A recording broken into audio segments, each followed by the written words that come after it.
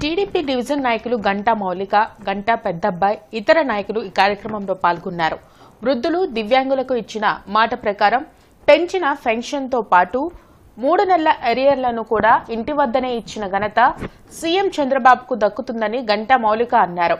రాష్ట్ర వ్యాప్తంగా ఈరోజు వృద్ధాప్య పింఛన్ల పంపిణీ కార్యక్రమంలో భాగంగా మన 23వ వార్డు గుంటూరు పశ్చిమం 23వ వార్డు నగరంపాలెం సెంటర్లో ఈరోజు లబ్ధిదారుల సమావేశం మరియు ఈరోజు ఈ కార్యక్రమం జరగడానికి మూల కారణమైన మన సీఎం చంద్రబాబు గారి చిత్రపటానికి పాలాభిషేకం కార్యక్రమం అనేది ఈరోజు మనం ఇక్కడ నిర్వహించుకోవడం జరిగింది.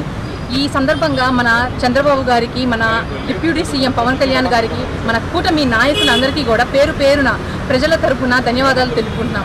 ఎందుకంటే గత ప్రభుత్వాల లాగా మాటలు ఇచ్చి తప్పడం కాకుండా మేము చెప్పిన మాట నెరవేర్చుకునే ప్రభుత్వం కానీ మాటలు చెప్పే ప్రభుత్వం కాదు అని నిరూపించుకుంటూ ప్రభుత్వం ఫామ్ అయిన మొదటి నెలలోనే మొదటి తారీఖు పొద్దున్నే 10 కూడా ప్రతి ఒక్కరికి కూడా పెన్షన్ అందిపోయింది.